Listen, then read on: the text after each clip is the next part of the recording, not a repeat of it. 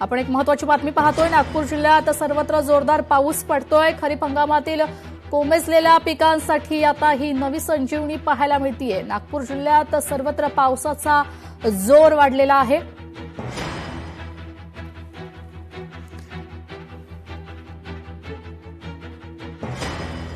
नागपूर जिल्ह्यात जोरदार पावसाचा जोर वाढलेला आहे। खरीप हंगामातील कोमेजलेल्या पिकांसाठी ही नवी संजीवनी असल्याचं पाहायला मिळतंय।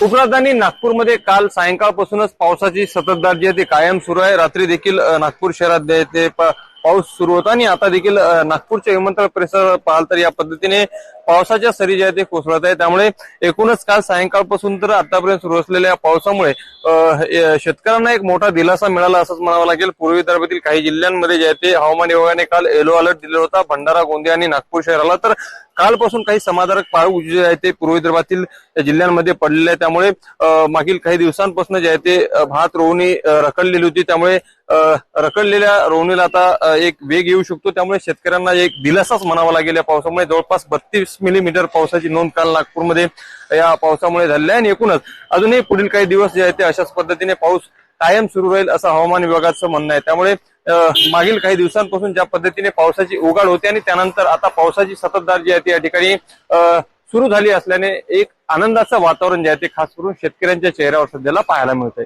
लोकशाही मराठी करता मी ज्ञानेश्वर पवार, नागपूर। लोकशाही मराठी ऐका, पहा, जागरूक रहा।